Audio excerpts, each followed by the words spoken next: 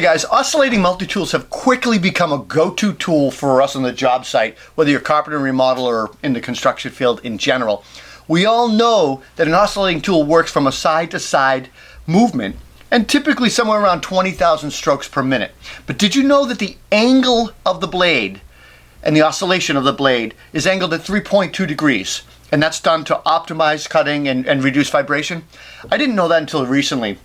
But the folks at Rockwell did, and they recently released their brand new Rockwell F80 Duotech oscillating Sonocrafter, which is the first oscillating tool to deploy two oscillating angles, 3.4 and 5.0, and there's actually a switch right here.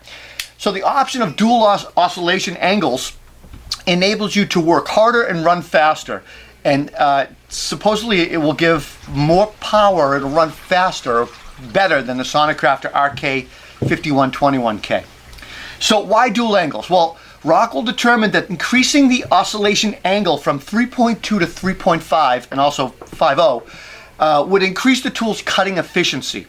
As Isaac Newton taught us in physics class, every action has an equal and opposite reaction.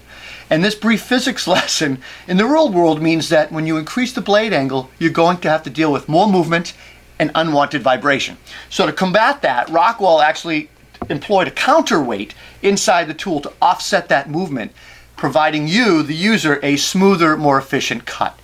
So users now have the option of selecting that, selecting the 3.4 or the 5.0 oscillating angles for those projects that maybe demand a faster, more aggressive cut, or maybe you slow it down to 3.4 for a continuous, more controlled cut.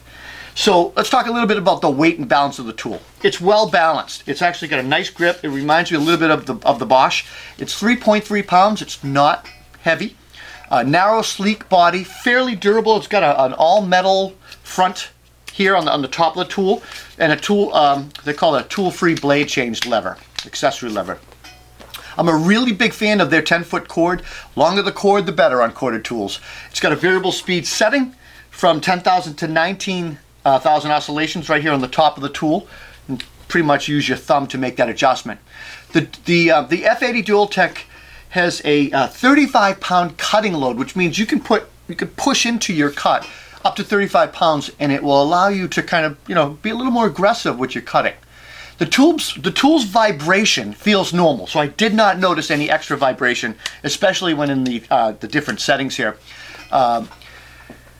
Let's talk a little bit about the blade change. They have what they call a HyperlockTM blade change, and that's this right here. It's a lever that comes up, you unscrew it, and you basically take out this spring-loaded centering mount that it positively engages. There's a spring in here that pushes in, engages the blade.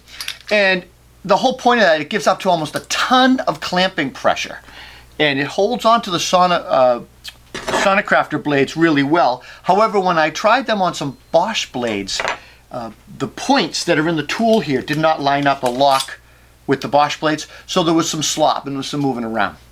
The Hyperlock is available on the new F80, F50, F30, and that basic Sonicraft model, the 5121K.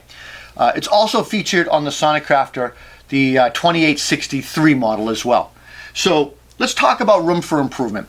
I'm a big fan of what you get what you pay for. And with the Rockwell F80 Duotech, it's priced super affordable and it gives you some decent features. Unfortunately, this tool requires you to unscrew the pin to get to the blade change. I really don't like that at all. I'd love to see Rockwell graduate to a pinless changing system, but I'm sure that it's going to raise the cost if they do that, as well as it's probably tied up in patents and industry patents.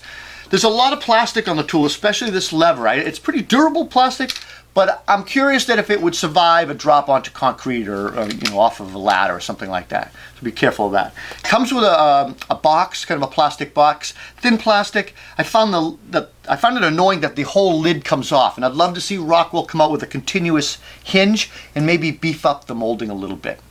Overall, at $129 for this tool and with a box and all the accessories, it's a great bargain, a great DIY tool, or a really nice starter tool for a guy just starting out in the trades. I'm Rob Robillard. You can check out the full article at toolboxbuzz.com, and please subscribe to this video channel. Take care.